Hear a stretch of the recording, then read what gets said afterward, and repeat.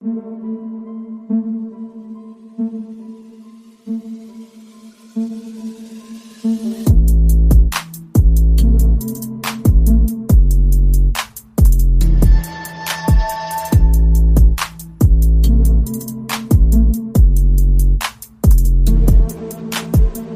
and welcome to the second Tim Duncan episode of the Hoop Theory Podcast, aka episode 97, which is in honor of him being the first overall pick in the 1997 NBA Draft. Recording this one on the evening of Tuesday, August 13th, in the year of our Lord 2024. My name is Logan Wertman, and as usual, I am joined by my patriotic co-host, Jacob Roth. Jacob, how does it feel to be on the Tim Duncan episode? Feels pretty good. Man that does not get as much love as I think he should because he's just a quieter individual.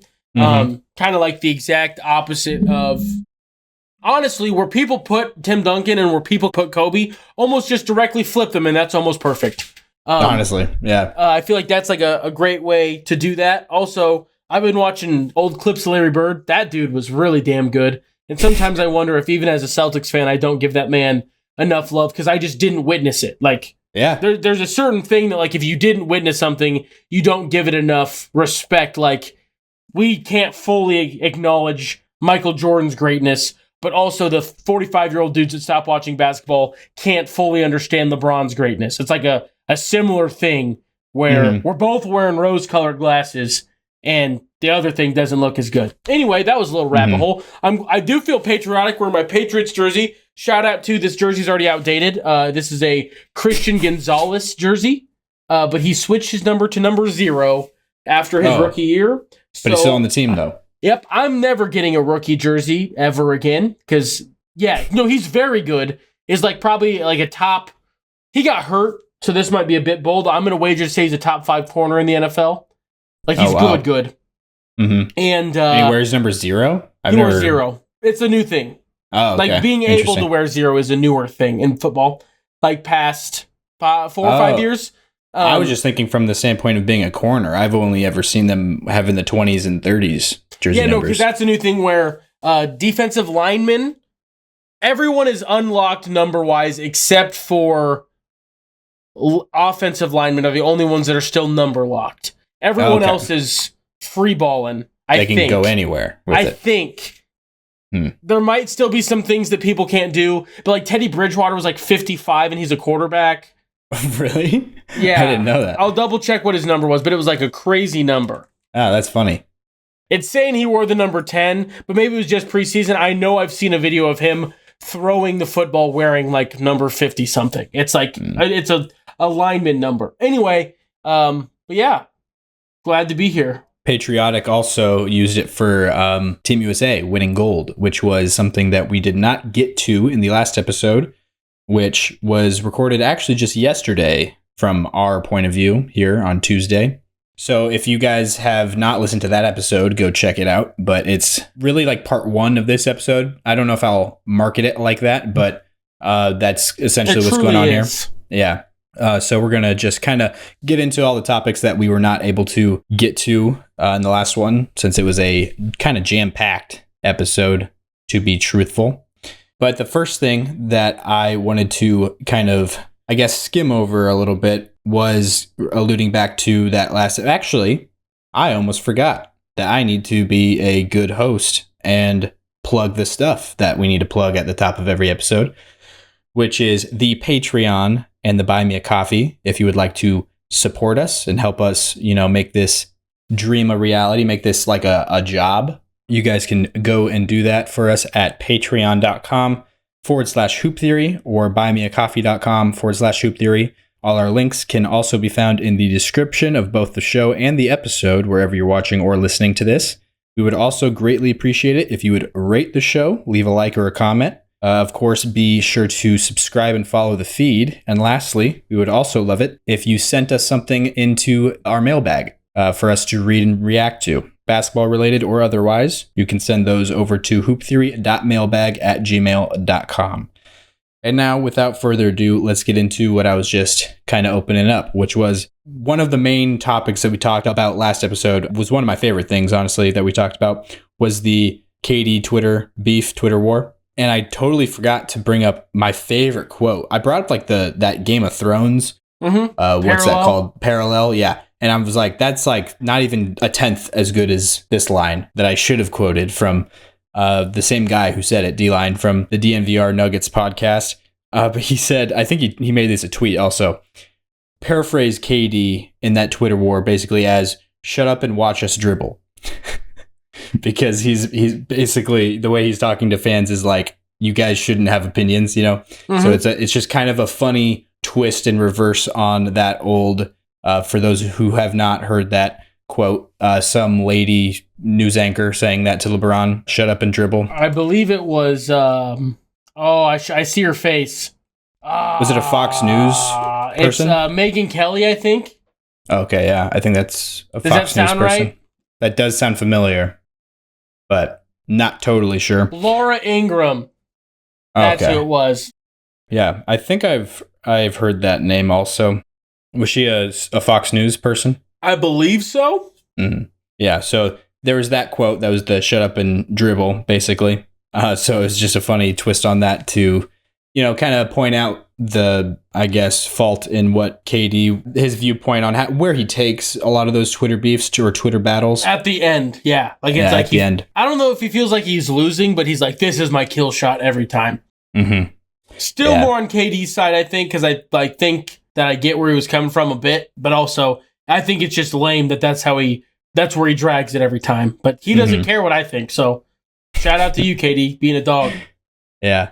Moving on from that into some topics, the main topics that we didn't get to last episode. First, wanted to talk about France a little bit because there's some storylines or some things there that I feel like we haven't really dove into. But do we do that for the gold medal game or now? No, I think there's some France thoughts that I'd like to talk about before the gold medal game, to be honest.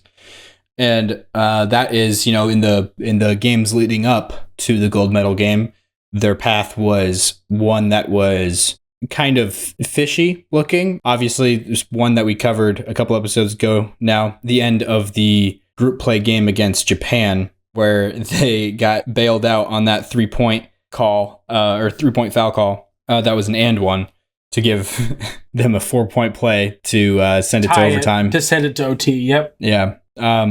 Literally, if that play didn't happen, they almost definitely would not have been in the gold medal game because they wouldn't have even been in the tournament to begin with. Really? That would have knocked them out of the... If they would have lost to Japan, yeah. Because they barely snuck in there. Because then that would have put... Either Spain or Greece. Was it Spain, Greece, France, Japan? Was that their 4? I don't know if France did France get in as a top 2 team in there? I believe so. That might have been it. But who was the other team? I'm looking to make sure. It was Brazil was also in their group, I believe. Well, I said, so then... Right? Wasn't Brazil in their group? Maybe. Like, Brazil, Japan, and Germany. So Germany was the top team. Yeah, Germany was the top in their group. And then they beat Brazil pretty handily. So they probably still would have made it in if Brazil still made it in. So wait, how did 3 people out of this group make it in? That's confusing to me. Why? Because there's 2 teams outside of the top 2 in each group have to make it in because you need 8. So there's 3 groups. Oh, yeah. Yep, I'm tracking. So France, if they would have been 3rd, I guess they could have still gotten in then. I've heard multiple people say that they wouldn't have been in. Maybe they wouldn't have mathematically if you look at the bigger picture, but my brain just quickly mathing. They hypothetically could have, but I don't know. I guess they were only +2, but I mean that game would have only been a couple point victory or a couple point loss. But then that's only against one another. Like that, point differential would have only mattered for the tie break with the other teams in the other groups. I don't know how it would have worked. Yeah, it would have been their point differential that it would have come down to compared to some of the other teams in the other groups because South Sudan was a -17, Greece was a -8, and they didn't. Oh, but they made it in. So Greece made it in. But Spain was also a -8. So I guess if they would have been a little bit lower than Spain, potentially, I don't know if that's allowed to get 4 teams from the same group in, but that could have been how it like turned the out. whole group goes. Yeah, because Spain would have been if France lost by enough to get them below -8, you know, then they would have been below. All these teams had one win in group play. Mm-hmm. Yeah, and France would have if they lost. But then that also would have put Japan into the mix as a one-win team in group play. That's true, but they also were a -42, so that's a pretty big hole. They got blown out by other people, so no, they wouldn't have been an impact then. But then I also wonder if them being that much of a minus would have pulled down France more, and how that all would have worked. So, yeah, crazy deal. But no, they were the 7th best team at the Olympics. Wow, that was literally something I was going to bring up. Like thinking in my brain, because you go US 1. Yeah. I'll Germany, let you do this. Serbia, I'm not doing an order. I'm just listing teams that I feel better about. US, because I don't want to deal with the ranking and then being wrong, whatever. US, Germany, Serbia, Australia, Canada. And do I have one more so maybe they're 6th and not 7th? Mm-hmm. That's where I have them. Is 5th or 6th is where I have them. I have them closer to Spain at 7 at 7 than I do. Like it's like a shelf. Like what we've talked about, like in the Eastern Conference, there's a shelf. We have the Celtics and then a shelf. Like it's like a drop. That's how I feel about like US, Serbia, Germany, and then there's or US baby shelf, Serbia, Germany shelf.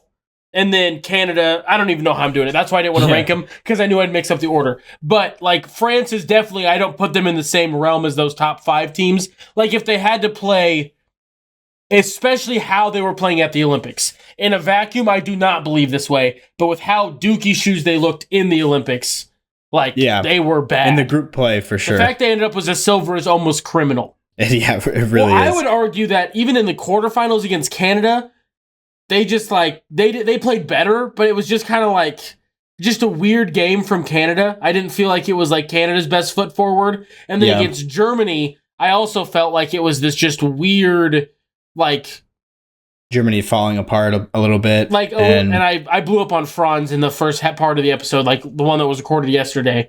But like they didn't feel like they caught the best of anybody, and so they're like 70% of what you think they could be was enough, which is more of a testament to how good Wemby and French legend Yabusele is now, because geez Louise, he's going to get an NBA deal. There's no way. Yeah, honestly, he very well could. Other than like he's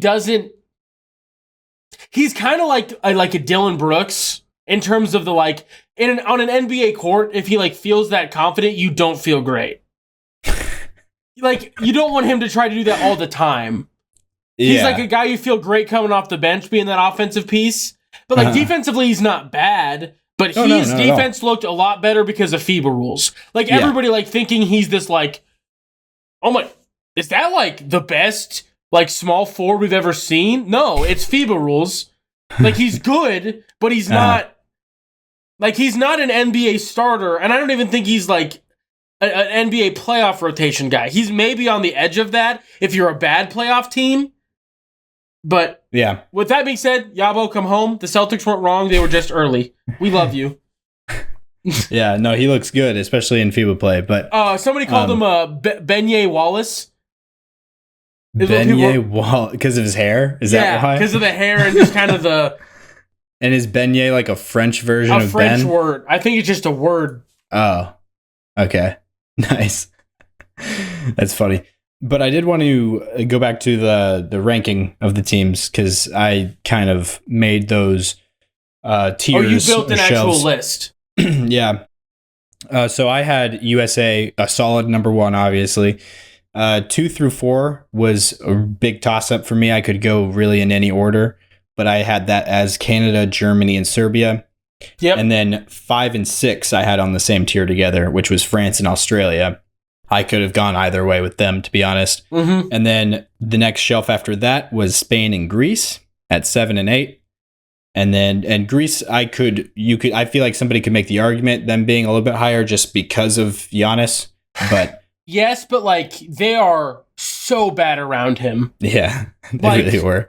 To the max, like so bad around him. Just not enough shooting at all. Like they need one more guy. They just need one guy in Athens. Just be like, I'm putting up buckets. Giannis, hold on, I'm coming. Give him like 4 more years, 1 more Olympics. Just one guy that can shoot. So when the entire team crashes down on Giannis, there's this little kid with Opolis at the end of his last name that can hit threes. That's all they need. And they would be infinitely scarier because of how insane Giannis is. Oh, yeah, for sure. So yeah, I had them at 8, but yeah, I could go either way with them in Spain. And then the next tier was the hardest one for me, is like all the bottom teams. I could go in most orders. I feel like South Sudan, I felt the best with just how they performed, being the top of this shelf at 9. They were in a brutal group. I think in a different group, there's a world that they are in the tournament, the play in, not the play in, the tournament part, the elimination, the quarterfinals. Like exactly, yeah. I mean, if you get in the softball group about France that we just talked about, replace South Sudan with France. So it's Brazil, Japan, and Germany in South Sudan. Considering that South Sudan had to play like 2 of the best teams in the tournament, and then like did pretty okay. Like those are the only losses they had. They didn't look great in those games, but like they did fine. They fought down to the wire in both of them. You know, so yeah. Or well, the USA one was like a 20-point. They didn't Puerto Rico by any means. Yeah. Which, why were they there is what that felt like. That's like, I know why they were there, but it was just ugly. Yeah. That's something that I thought was interesting, though, too, watching, like, there's only 12 countries that get to be represented here, and one of them isn't even a country, Puerto Rico, you know? I thought that was kind of interesting. It's like, why don't we get more of a, because, you know, they have voted multiple times, I believe, that they want to become a state of the United States. I'm okay with it if it's like a big selection of countries, but like when it's taking a spot from like Argentina, you know, or something like that, seems like a little interesting. But that's just me. And then there's like a lot of those. Because like the British Virgin Islands is its own thing. Really? I didn't know that. Hong Kong is its own thing. Well, they actually do, like, the people in Hong Kong are, their government is autonomous. American Samoa gets to be its own thing. Really? I didn't realize that. That's interesting. There's other ones. I know I'm missing. The British have a couple of them, where, like, their flag is, like, Australia's flag, where it's, like, the British flag in the corner, then something else. There's, like, a couple of those. You're saying, though, that a lot of those are, like, current British territories, like the British Virgin Islands. They have athletes. I don't think the list is, like, super extensive, but Puerto Rico is by far not the only one. Yeah. There's, like, a handful at the minimum. But France doesn't seem to do that at all. They seem to go the opposite way with, like, they French pull Guyana. Everybody in. Yeah, and everybody goes to represent France. But, yeah, so they, you know, had some home cooking, you could say, with them making it to the gold medal game. You know, I think the atmosphere did help a lot, having the crazy home crowd. For sure. That every one of their games felt like an NBA home game. And then also I think that, like, even more exacerbated in that gold medal game, which we'll talk about later, but it felt like, I mean, everybody wanted Team USA to lose, I think. That wasn't, like, they're actively for the US. Yeah, like, that's sure. Probably pretty safe to say. Yeah. But, I mean, it was pretty raucous in there. Which is cool. It's cool to see. I don't know if people care about basketball on the internet, like on the across the world, to like have real, like, legitimate crowds for those type of events. I think that's awesome. Yeah, no, for sure. And especially since I think this is the first time since the US hosted the Olympics that the host country was competing in the gold medal game for the basketball tournament. Since Atlanta, I think. Was it Atlanta? I think it was. No, I think it was the first time that a host nation had medaled since the U.S. in Atlanta or something like that. What year was Atlanta? Was that 04? 96. Oh, 96. And LA was 84? That sounds right. Or 80, either 80 or 84, I think. Somewhere in that ballpark. I think it was the 80s. Because then Salt Lake City was the winter, and that was either late 90s or early 2000s. But I'm pretty sure it was Sydney in 2000, Athens in 04, Beijing in 08, blah, blah, blah. It doesn't matter after that point. Athens 04, yeah. I think it was Athens 04, because I'm pretty sure Maybe I'm thinking of Athens, Georgia. That's why I'm confusing this. I just know that there's them wearing the wreaths, and like I just remember Argentina's team wearing like the whole Greek garb. They gave them these little olive branch. You remember watching the 04 Olympics? No, just videos after the fact. Gotcha. I wasn't sure if we were getting a peek into one of Jacob's core memories. No, I don't got very many core memories like that. 6-year-old Jacob, or 5-year-old. Yeah. Also, during the Summer Olympics, we'd both be... Wouldn't you have been 5'2"? Because of the timing of the Olympics? If it was before my birthday, then yeah. But that's what I'm like. Yeah, it doesn't. Which is Anthony Edwards' birthday, August 5th. Fun! Happy birthday to Ant recently. Mm-hmm. He turned 23, I believe. But yeah, so the French thing though that I wanted to bring up, I put them on the shelf at like 5 or 6. Could go either way with them in Australia. But the main thing that I wanted to kind of have a section here about was the Gobert benching. That's kind of where the turning point came. Like how we've been talking about how we feel like they weren't quite as good as some of the other teams here. They did start playing quite a bit better as soon as they switched that lineup around where they weren't having Gobert in the starting lineup anymore with Wemby, because obviously there's some problems offensively when you have Gobert and Wemby on the court together. Especially with how the French head coach wants to use Wemby.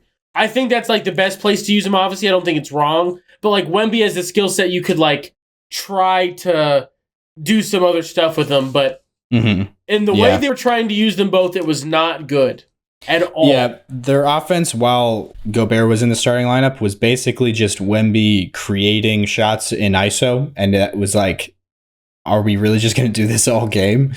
It's going to be, that's why I feel like he was playing very inefficiently in terms of his shooting, was because there was just no spacing, and every time down, it was basically like, all right, Wemby, you do something with the ball. Yeah. But once I honestly, the other changes outside of just Gobert, I think were also pretty key, which often go unnoticed, but like putting in Cordonier into the starting lineup as well, who was shooting the ball really well. Especially during those last couple of games. Yeah. Like the minutes he was getting before Gobert got benched, like when he was only coming off the bench, it was fine, but like he rose to the occasion when he got the starting spot. Mm-hmm. From the very minimal amount of France I watched. I didn't super intently watch French games at all. Mm-hmm. And then Yabusele being able to space and stretch the floor out there, kind of in place of Gobert in the starting lineup, So like in a way, I feel like it's just another chapter in like this kind of sad story that is Rudy Gobert's story. Does Rudy Gobert stop playing basketball before LeBron? Before LeBron. Does he just get so disheartened by like his team being better when he's not there? In every situation except for when the T-Wolves play Jokic, that does he just get sad and give up? Hopefully not. I'm not it's weird. I feel like I don't even like Gobert, but yet I am one of the biggest Gobert fans in the world just by default because everybody hates him. Because you can you don't have to be super big brain to see the value of what he brings to the table at all. And it's just a weird thing, that a pattern that keeps continuing. Yeah. And I think that it's an extra weird scenario where you have this giant, 7'4" player that obviously would be best utilized with like a multitude of space, or at least as much space as possible, especially on a team that doesn't have a lot of space to work with to start with. You know what I mean? Yeah. Having Gobert, who is a complete non-shooter, it's just is a freebie for the defense to just black hole to the rim. It kind of makes Gobert redundant when you have Wemby, because Wemby can do all of the things that Gobert is there for, and then also he can run your offense. You know what I mean? So then it's like, just play Wemby and not Gobert then. In reality, if it wasn't nation on nation, players playing for their home nation, the thing would be, trade Gobert to a team where he's more useful because it's just a bad fit. You know what I mean? Yeah. But obviously they can't do that because that's not the way that works. But it's just kind of it's unfortunate. I feel like I'm constantly kind of in the defense of Gobert when I really don't even want to be most of the time because he makes it a little hard to root for him at times. But I still feel like there's just some interesting wrinkles with how his the pattern of his team's better without him. It seems to go regularly. Regularly. In Utah, I really think it was all because the way they decided to build their team around him, it made them very singular and one-dimensional, where their whole defense is predicated on funneling everything to him at the rim. And so that means you don't sign any good perimeter defenders. You only sign shooters and prioritize other things. And then also your perimeter defenders that you do have are just trained over the years to let guys blow past them. Honestly, Luka and Rudy would be a menace because Luka just does that anyway. Doesn't even try, it just happens. But then what was shown to be the clear downside or clear issue with that structure is what happens when you're going against a team that is spaced 5 out, where Gobert has to guard a shooter. Yeah. No.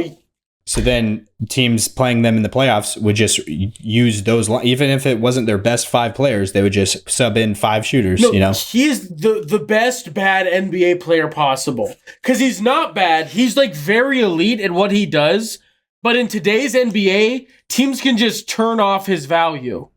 Because it's because of how reliant his team is on him also, though. You know what I mean? Like with the Wolves, you don't see it near as bad because they're a good defense. They actually have a good defense around. So if it's not near as beneficial for them to try go 5 out and pull Gobert out, because then you still have because then you still have Cat, you still have Jaden McDaniels, you still have Nah, you still have Ant, all playing perimeter defense, locking things up.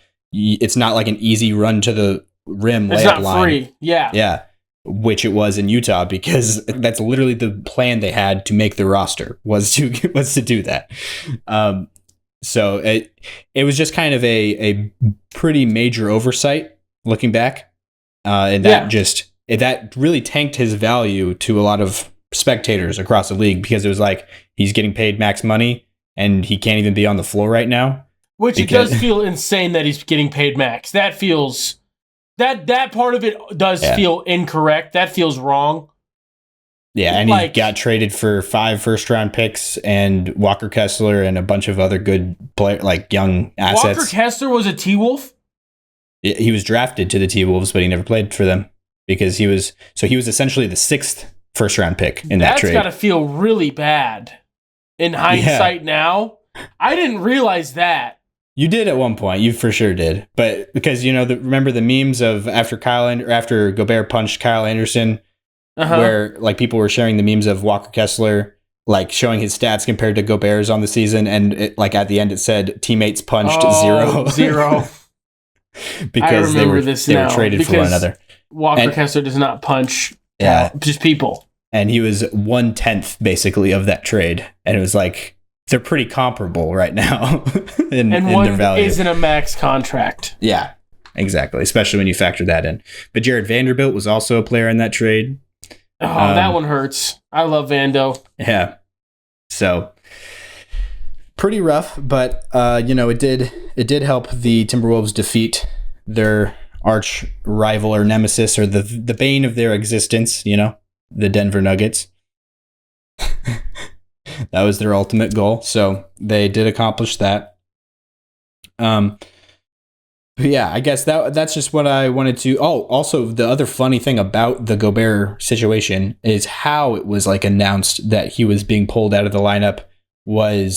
There was talks of this finger injury that he had. Rudy Gobert said he had finger surgery. Yeah, and which he said he had finger surgery. Do you want to continue with that? I just love this story so much it makes me laugh. Yeah, and then his coach later in the press conference basically was no, he didn't have finger surgery. Nope, that's not the case. He just got benched. And then he got an MRI. He said that the procedure that he had done was an MRI, which, for those who don't know, is very different than a surgery.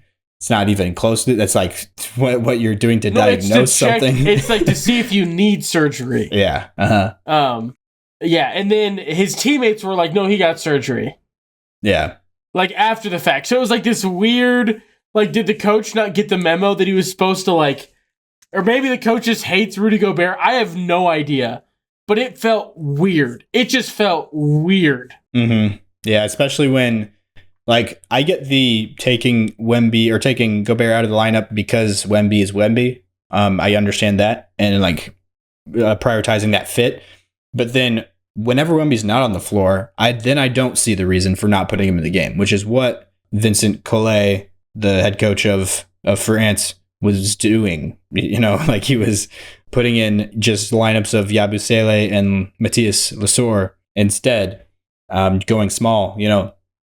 So I didn't understand that. It seemed a little bit weird where it was like, even when Wemby's not in the game, Gobert isn't guaranteed to get on the floor. Like, that seems a little odd, but yeah, that's just the way they decided to go with it. But yeah, I guess sad to Rudy. I feel a little bit bad for him, you know, because everybody just hates him so much. Did you see his interaction with Joel Embiid? No, I did not. Oh yeah, so there was like a moment after a play where Embiid kind of like drew a foul or whatever, and he's walking out of bounds right over Gobert, which I thought was a little bit of a dick move where he was kind of stepping over him unnecessarily. But then Gobert, for some reason, his reaction was to lock his arms around Joel's legs, like just like a little child, put his arms around his legs and just hold him there. And then Joel froze and put his hands up and looked down, and, you know, it was like kind of making it obvious to the ref that Gobert was grabbing him. And then Gobert slowly just like kind of unclenched his fists and like held up his hands like he wasn't doing anything. It was just like, man, two guys that it's hard to root for having an exchange with one another. I don't think it's hard to root for Joel Embiid because I don't think he does nasty stuff like that. I think that he's like a troll. He was the one who kind of started. I think it's really weird that Gobert, that was the place he went to, but I don't understand why Joel Embiid was walking over him to begin with. There was no reason to at all. He was doing that just to instigator troll. Yeah. Mm-hmm. But like, yeah, I don't put them on the same shelf of unlikable at all, to me. Oh no, I wouldn't either. Because Joel Embiid, I can't stand him only because of what jersey he puts on every game day. It has nothing else to do with like what he like. There's some people I just like don't like because of like who they are. But if Joel Embiid did not play for the Sixers, I don't think he would bug me as bad. What about all the quotes that you don't like from him and all the foul baiting that everybody doesn't like from him? I don't think they would bug me as bad if he didn't like really. Like, I don't think I'd like them. I'm not saying I like love Joel Embiid, but I don't think that it would bug me as bad if he wasn't a Sixer. That's probably accurate. Well, the same thing with like Trae Young. Trae Young does a bunch of annoying Yeah, but very much. It doesn't bug me unless he's playing Boston.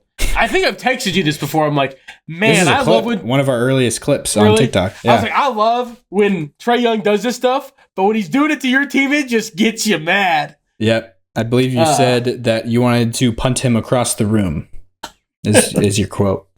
That feels pretty correct. But do we want to, is that good on the France? Do we want to dive into do believe so, yeah. Bronze medal game, yeah. To go chronologically, this was a game I woke up for at 3 a.m. Because I was in Mountain Time.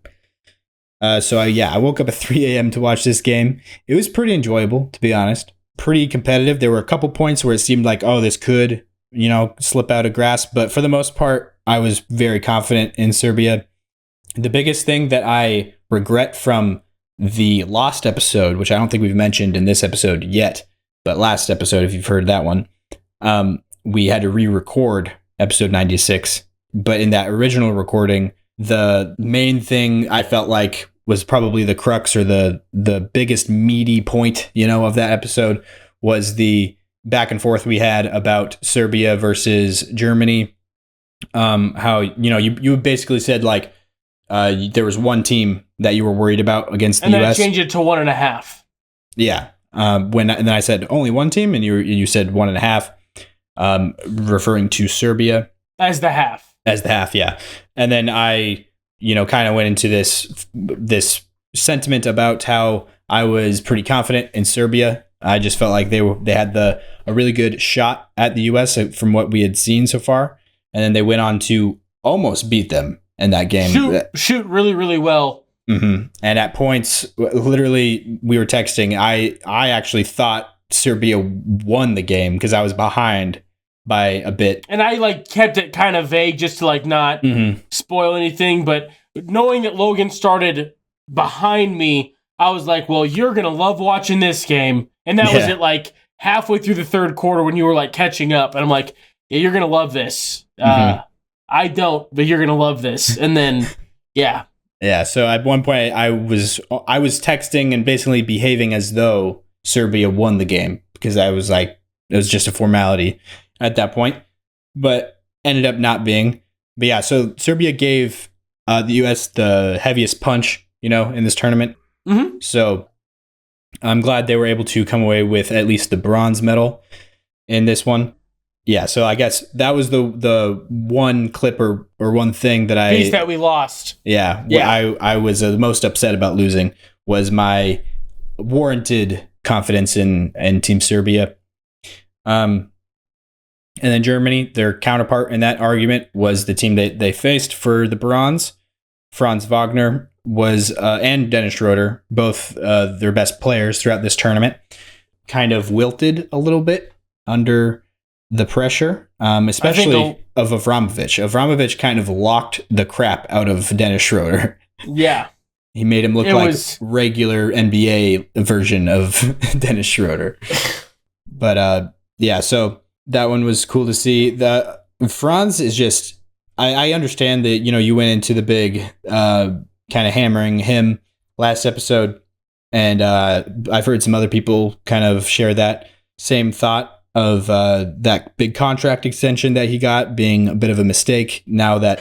I'm not that far. I don't think I'm that far. Oh, you think you don't think it's a bad contract? Like, people said the Jaylen Brown contract was a bad contract, Mm-hmm. Like, there has to be, like, a point where, like, he gets this... He's still insanely young. Like, this is his first time to potentially get anything. And I would not be shocked if we... go into next year where I think the Magic will end up like a 4 seed or like they'll be better than people think. Paolo will be the main catalyst of that, but Franz will have an aggressive hand in that. So I don't think that like I'm that far off of him. But one thing that I don't feel good about is if it's like a game that means something, especially like clutch moments specifically, I want someone else. I do not want him to be my closing guy, which on the Magic he's not. So that's fine. He doesn't have to be. Yeah, so I don't know if I'd go as far as to say it's a mistake, because also Orlando has to think like we're kind of a poorly run organization. We should just be happy with what we have. Poorly run. Like if you're bad for that strays. Long with that many, huh? I said that they're catching unnecessary strays. The front office there. I don't think it's unnecessary as an overall franchise. If you're that bad for that long, it's not just like. Are they that bad? They've been to the finals a couple times. As an expansion team? But then after the Dwight Howard run... Yeah. Has there been any hope? I mean, they've been in the playoffs a little bit. But it's like... I mean, they're also just... they're not the worst team. That's not, bad to you? Being... What? Having a few, handful, 5 or 6 playoff series or playoff appearances in 12 years or so. It's not terrible. It's not the worst. I feel like every stretch. Also, the current front office there is not the same people that oversaw. That's why I said the franchise, as an entity. Yeah, it's the same thing as in football. The Cardinals have had a couple good years, but they've been kind of just bad. Mm-hmm.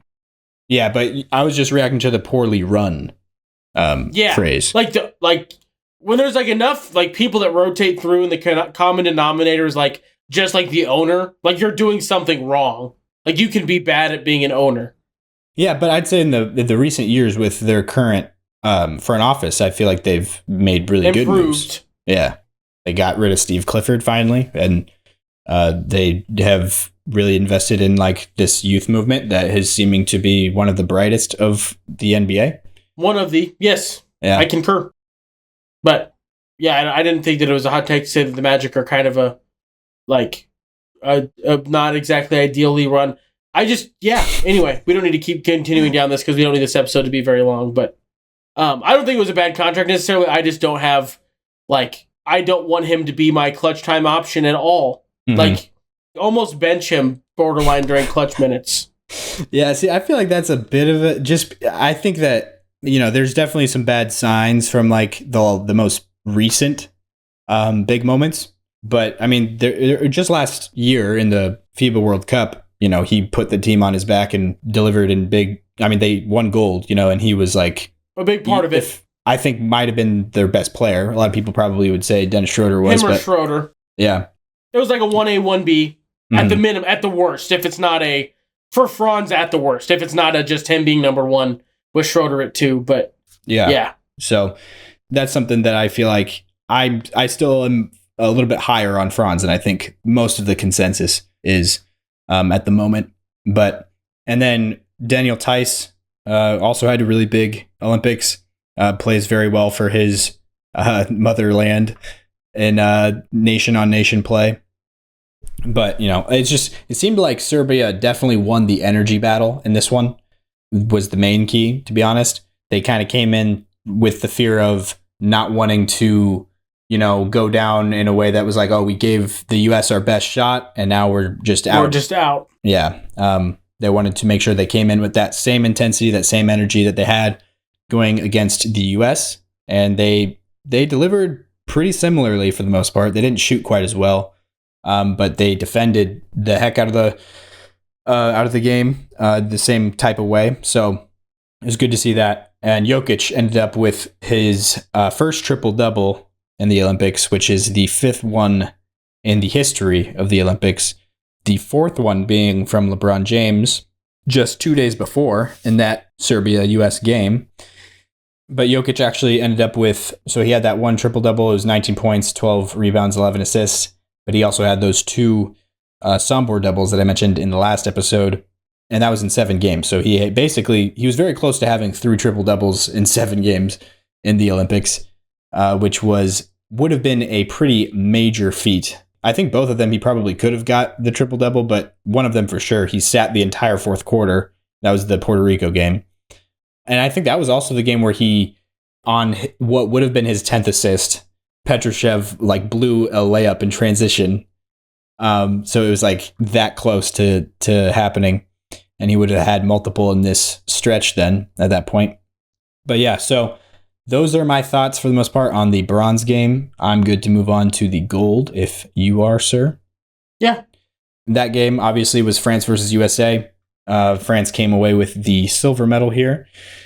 And honestly, they put up a pretty good fight. It was a lot better of a game than I was anticipating. I thought it was going to be a bit of a beatdown. The only reason that I felt like it was close is because it seemed like France wanted it and the U.S. didn't act like they wanted it unless you were Steph, Ant, or LeBron until quarter 2.5. It didn't feel like the U.S. woke up right away. It's like they just didn't want it as bad. It was a weird thing to watch.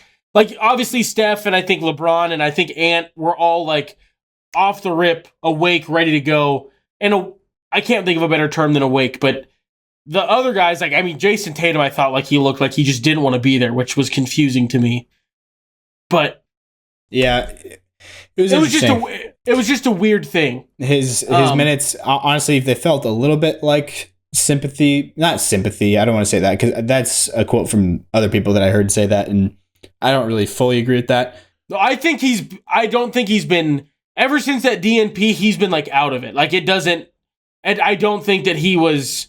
He was making some decent reads and stuff like that, but he just wasn't really playing hard.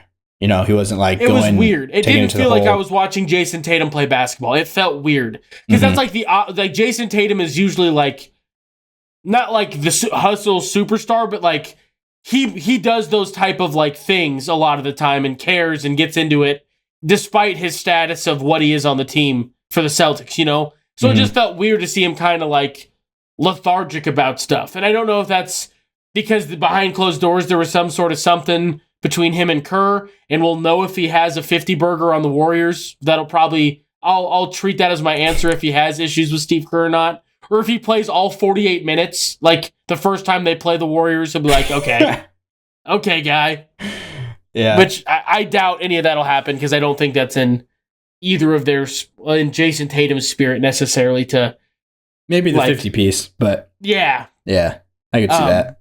It just was weird, but it just, and he's not the only one. I just like am acknowledging that he definitely looked like he was not. Like he cared, but it looks like he just was kind of like going through it. Yeah, he didn't play super well in the stretches that he had in the Olympics. I think that's the only bad, like outright bad stretches he had was that game. Obviously, he didn't shoot great the entire Olympics, but doing everything else. Did he make a single three? I don't know if he made a three, but I also don't think he shot a ton of them. But I could be wrong on that. Yeah, I know that he was very reluctant to shoot. So that, I mean, in effect, is kind of making him a non-shooter, you know, and so that's taking away the value of having his spacing out there, which is something that this team really needs, like every USA team does, because you know, you have some of the best players in the world, but you don't necessarily have a lot of spot up shooters, which is important, obviously, when you're trying to form a good offense. But yeah, and Booker was, you know, his counterpart. Sorry. I just was looking at he didn't make a three at the Olympics, I don't think. Yeah. But Booker was, I mean, he shot like 60% from, especially in this game, in this France game, he shot really, really well. He shot really, really well all Olympics, but he shot really, really well in that France game. So it was just kind of. I noticed he was like a double-digit scorer at one point, but the Serbia game he didn't shoot well. The France game he shot really, really well. I had my games mixed. Not shoot well in the Serbia game. He was like 1 for 7 until the very end of the game where he hit like 1 3. He was 2 for 4 in the Serbia game. Maybe I'm mixing up my games then. I must be. Yeah, he was 2 for 4 from the field. I believe he only took. I don't even know if he took a 3. To be honest, I think he had a layup, and then he made a free throw. So he's 1 of 2 from the free throw line, I'm pretty sure, and then he would have made a 3 to make it 6. Yeah, so I'm pretty sure he had 6 points. But my point was that in the Serbia game, I thought he was one of the major reasons we won that game. And then in the France game, he like shot well and had like double-digit points, but I didn't think he was near as big of a contributor. I thought there were like multiple possessions or multiple points where it was like, oh, that wasn't a great decision for. Like he had multiple points in the first half where he made bigger mistakes than he made in the entirety of the Serbia game. You know what I mean? Like in the Serbia game, he played basically a flawless role player type of game. Like he airballed a shot, but like that was.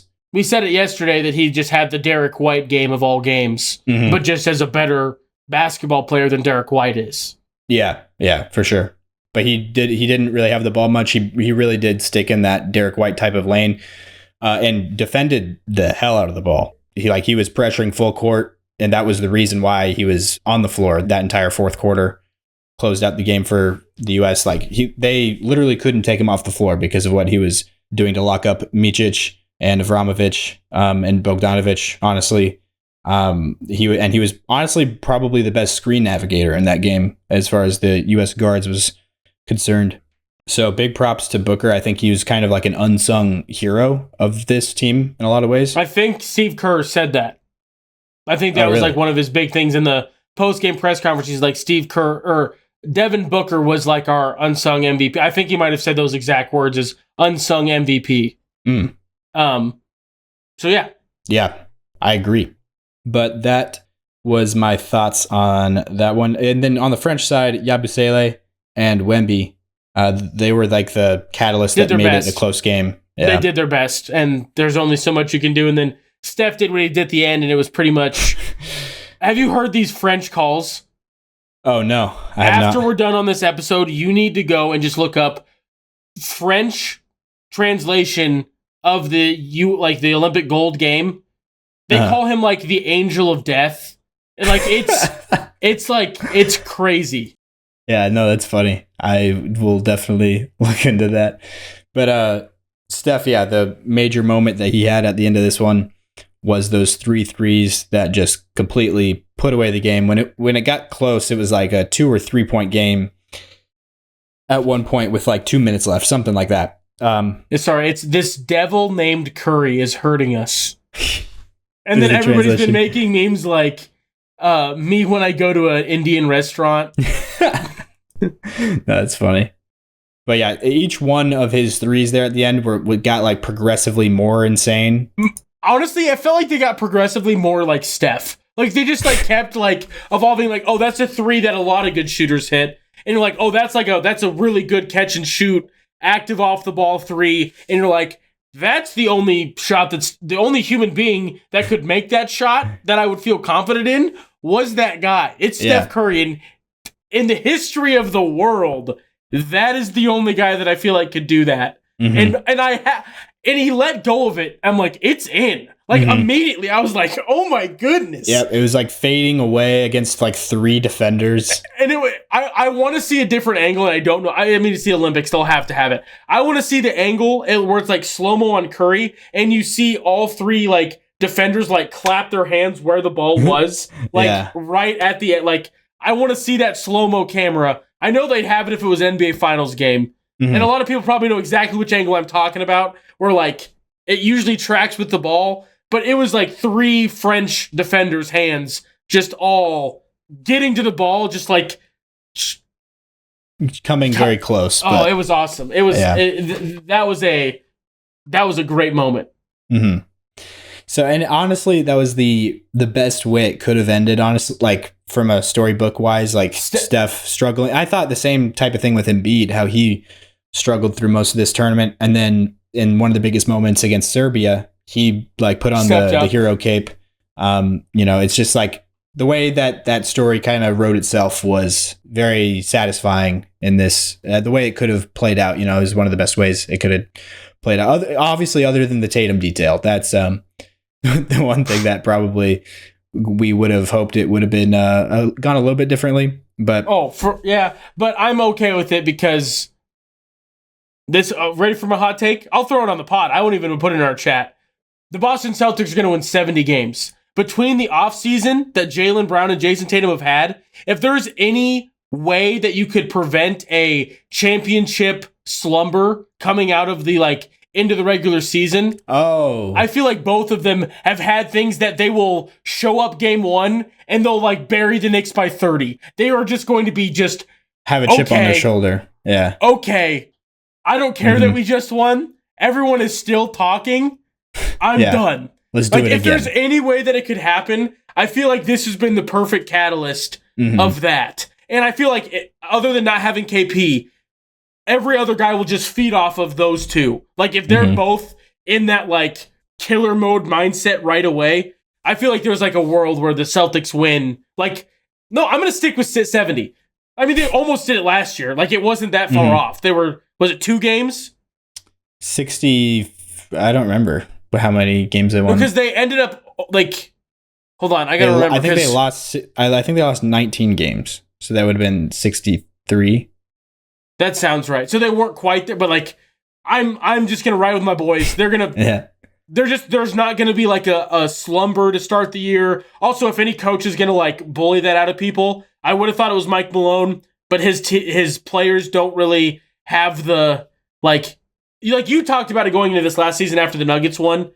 You kind of anticipated there being a little bit of a slow start to the season just because of who all the guys on the team are. But with this offseason that the Celtics have had, I feel like there's a chance where either one or both of the Jays just show up ready to just, I'm not good. Am I really not good at basketball? Yeah. Really? Is that really what we all think now? Uh-huh. Yeah, no, I could see that for sure, honestly. That's my storybook ending. Is in the Jason Tatum documentary, the lowest point of his career. was this Olympics. Mm-hmm. Yeah.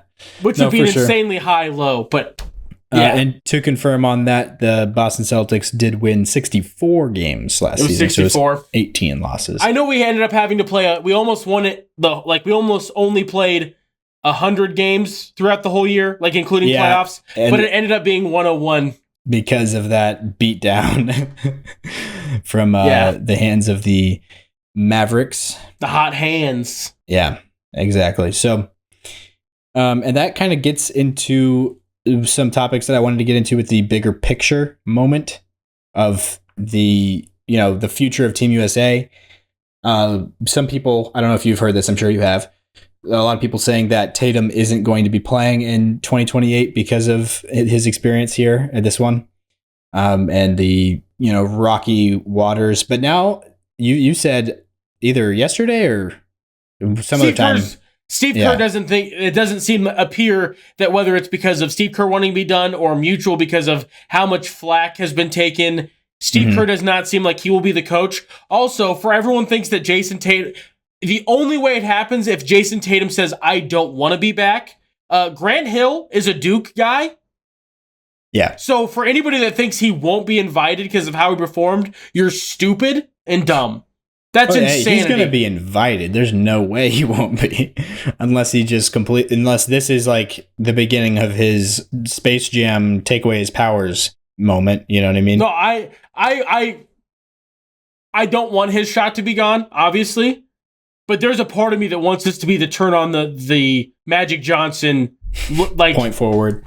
Yeah, it just would be Ben Simmons or Jason Tatum who ends up closer to Magic Johnson. I think it would be funny if it ends up being Jason Tatum. That's funny. But I've got a list. I've got my 12 guys. Oh, you made a team. All right. I'm forecasting. I've got 12 guys. Yeah. You ready? Do you want to hear it, or how do you want to do it? I do want to hear it. Yeah. Okay. Do you have their ages also? I don't have ages, but I took those into account when I built it. Okay. Yeah, makes sense. I'm sure I'll be able to do the math in my head as you go through them. So I've got Jalen Brunson. Okay. He'll be early 30s, I believe. Tyrese Maxey. Mm-hmm. Devin Booker. My glue guy is Suggs. Like one of those glue type of guys. Like the Derek and then White. Ant. Yeah, and then Ant, obviously. Okay. So all I'm guards so far. I'm going to keep my favorite one for last, even though I'm like trying to go guards, forward, centers. Oh, okay. I'm going to keep my favorite one for last. Jaylen Brown and Jason Tatum and Paolo as the other forward. Okay. This assuming that the old guard does not come back at all. And Paolo continues to play for the U.S. and not for Italy. Yeah, that would be an issue. But yeah. Which and then it is he chose the U.S., so I would be surprised if he flip-flopped now. But Chet, Bam, the other glue guys, Walker Kessler filling in the JaVale McGee role. And my favorite one, Cooper Flagg. That's my other one that I put on there. Yeah, I like it for investing in the future. It'll be his fourth year in the league. Like, it won't be... It's, like, weird now. Because people thought going into his fourth year in the league. Yeah, it'll be going into his fourth year, so he'll be, like, an established... I mean, he'd be where Paolo's at. No, where Ant's at now. It would have been, like, the same thing as Ant. Ish. I think Ant is going into his fifth year now, I want to say. So it would have been Ant last year. Yeah, you're right. Ant last but summer. Like, people would have put Ant on the Olympic team if they happened last year. I don't think also, really. Cooper Flagg is young for his grade because of how he reclassed. You know, I still go with Cooper Flagg. I feel like yes. Yeah, no, that's fine. I was just saying that he's I've also got Embiid. Oh, you do? I like as like a maybe. I also want AD to be in there, but I don't know if he'll like keep going because he's like a weird age line. I think he'd probably stick around, but I don't know. That was one that I felt weird about. Also, I didn't know where to put Halliburton. That one hurt me. I didn't know what to do with that. Oh, you didn't even put him on there? Wow. I didn't have him on there because I didn't know, like, I was like, then maybe I don't do Brunson, I do Halliburton. Like, projecting into the future, expecting Brunson to not cook. But I also feel like Brunson would get, like, you've been that guy. You probably deserve, like, a go. I don't know. I don't know how they'll do it. It gets tough. Halliburton and Embiid were other guys that I thought of. And I also, like, when I was, like, really cooking, I even thought, like, maybe, like, one of the Thompson twins sneaks in. But then I decided to, like, let's stop. Let's stop cooking that hard and projecting too hard because then we get into trouble. But I did intentionally try to build in a couple of, like, you're okay if you don't play at all. Yeah, the like Jalen Suggs one and the Walker Kessler one. Trying to build a team intentionally. That was, like, part of my thought process. Yeah, I like it. I like that team. And then my mock starting 5, I went all in. I was very excited about this. Give it to me. My mock starting 5 was Maxey, Booker, JBJT, and Chet. I like it. Yeah. That I don't was know also where else like, you'd go. I guess maybe Brunson over Maxey. And then maybe one of the J's and go like Paolo, or there's a lot of ways you could go with it, but I was in the lab cooking with my brother-in-law over the phone, and it was fun. Yeah, no, I like it. Because he was actually the one because like I was like, AD's got to be on there, and he's a big Lakers guy, and he was like, AD's just in this weird age spot. I'm like, you're right. Like that's like he's 31, I believe, right now.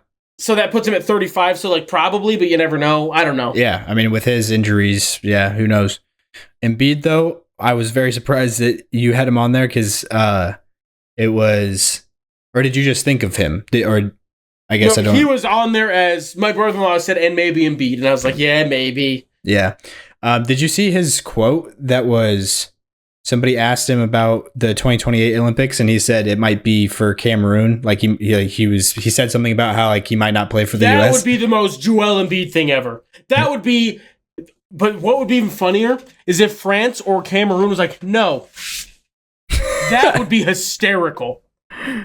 If he like puts all his eggs in that basket and they like, instead of being like, this is a great we get a great elite player, they just like, we weren't good enough 4 years ago. You got your gold and now, no. Stay on your side. I'm sure Cameroon would take him back happily. I'm sure. But France, I could definitely see that not working. I don't even know if he would want to go to France, to be honest. And also because there'd be like the whole like, oh no, who will we have replace you? Yeah. Oh no, what are we going to do? Wemby gets to start at center. Oh no. Yeah. But Cameroon feeling a roster with Embiid and Pascal Siakam honestly that'd be fun. Too bad. That would be interesting to see. But yeah, so I like that Embiid, you tacked him on there, but I was just kind of surprised because of the uncertainty that seems to be boiling from his comments recently, which I don't know when those comments were made exactly, but there was some time during this Olympic run. That's the point. He said something about that. If they're even true at all, I guess. I might just be taking some quotes that were made up online at face value. But if I am, I apologize. But yeah, so kind of going over to the flip side of this, the team that I was paying attention to more, honestly, than the U.S. in this tournament was Team Serbia, as we talked about extensively last episode. But looking at their projected future, I heard somebody say, I think it was Bill Simmons actually, he said something about how he thought this was Serbia's best chance at an Olympic gold was this year.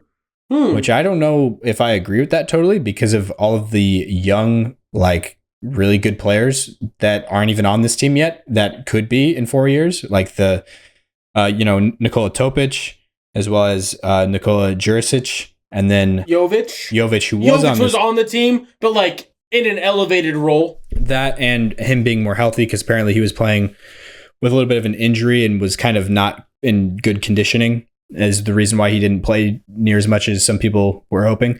But he would be, 25 in 4 years. So that would be like a perfect window for him to turn into something more. But even the guys that were getting big time, like Petrushev, he would be 28 in 4 years. Jokic would be 33. I assume Jokic at 33 is going to be very similar to what Jokic is right now. Yeah. Bogdanovic is the one that maybe could be going slightly downhill because I didn't realize. I thought him and Jokic were the exact same age, but apparently Bogdanovic is a little bit older. I think like a year and a half because he's 30. I feel like his play style would be more susceptible to aging than Jokic's. Yeah. Jokic's would change and like evolve, but like I don't think it would. He would just lean into different parts of his game because athleticism, not that athleticism is a ton of bogeys, but like you're kind of getting what I'm saying, where it's not it's not like his only thing. But yeah, no, for sure. Vasa Micic would be 34. Avramovic would also be 34, as well as Dobric. Milutinov All those guys would be 34 in 4 years. Marko Guduric would be 33. Marinkovic would be 31. And then another player from the draft, I think I already mentioned, but I'm not sure if I did, Nikola Jurisic, the two Nikola Serbian point guards that are like 6'6", 6'7", from this draft that just happened. He would be 24 in 4 years. Topic would be 23. So they would have a pretty solid roster to choose from, at least if those players do all decide to play for Team Serbia. And that's not even mentioning Alexei Pokashevsky, who played for Team Serbia in one of the showcase games. I'm not sure why he didn't go to the Olympics, but he got some time in the U.S. game, actually, the U.S. showcase game against Serbia. But yeah, so that would be the future of Team Serbia, projected forward. Could be, honestly, an even better shot next go around than they had. I think the team that's got to feel the best coming out of the Olympics is France. Like, it's got to be them being like, okay. They got a lot of young guys moving forward also. A lot of young guys moving forward, and then, like, their guy that they knew was going to be a guy didn't shy away from anything. Mm-hmm. And the gold medal match might have been his best game. Like, that, he looked huge against a great team. Yeah, no, for huge sure. Isn't good. Not obviously. He's always huge. Freak person, but yeah.